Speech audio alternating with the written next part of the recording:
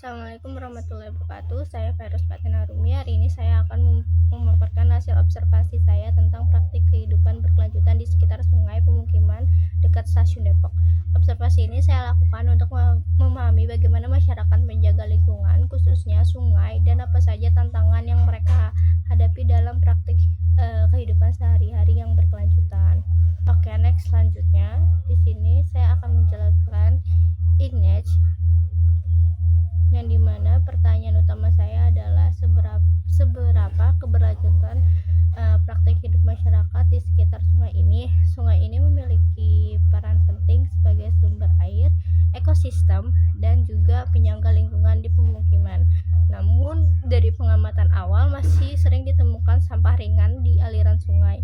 Pertanyaan ini menjadi dasar saya untuk mengeksplor lebih jauh bagaimana kesadaran masyarakat terhadap kebersihan dan kelestarian sungai ini. Oke, next slide selanjutnya. Di sini saya memaparkan hasil dokumentasi saya, yaitu explore. Dalam observasi lapangan, saya menggunakan metode photo voice untuk mendokumentasikan kondisi sungai dan aktivitas warga. Hasilnya, air sungai masih mengalir dengan baik dan vegetasi di tepi sungai cukup subur, namun rumah warga sangat dekat dengan aliran sungai sehingga potensi sampah rumah tangga masuk ke sungai masih tinggi. Selain itu, saya tidak menemukan papan himbauan untuk kegiatan rutin untuk menjaga kebersihan sungai. Hal ini menunjukkan meskipun kondisi fisik sungai cukup baik, kesadaran dan pengelolaan lingkungan oleh warga masih perlu ditingkatkan.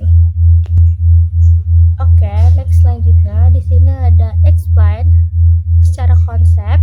Praktik berkelanjutan di sini sudah memulai terlihat, tetapi masih belum merata. Kesadaran ekologi warga berbeda-beda. Ada yang sangat peduli, ada juga yang belum memperhatikan dampak membuang sampah sembarangan. Pendidikan lingkungan dan kegiatan berkelanjutan dari sekolah atau komunitas juga sangat penting untuk meningkatkan kesadaran ini. Dengan adanya edukasi yang konsisten, warga bisa memahami bahwa menjaga sungai bukan hanya keindividuan, tapi untuk kesejahteraan bersama dan ekosistem sekitarnya. Oke, next slide selanjutnya. Di sini saya akan menjelaskan elaborate, di mana jika kita melihat dari sisi perspektif Verma, kita bisa menemukan beberapa hal, yaitu yang pertama ada positive emotion, warga merasa senang dan puas ketika lingkungan bersih. Kedua ada engagement, mulai terlihat warga sadar untuk tidak membuang sampah sembarangan. Dan ketiga ada relationship, yaitu gotong royong dan kegiatan bersama memperkuat hubungan antar warga. Yang keempat ada meaning, menjaga sungai memberi makna bahwa kita menjaga kehidupan bersama. Dan kelima ada accomplishment, warga merasa bangga saat melihat lingkungan lebih bersih dan terawat. Berdasarkan analisis ini, saya mengusulkan ide aksi berupa gerakan bersih Sungai Depok, yaitu kegiatan rutin membersihkan sungai dan edukasi lingkungan oleh warga, sekolah, dan komunitas muda. Dengan aksi ini, kesadaran warga bisa semakin meningkat dan sungai lebih terjaga.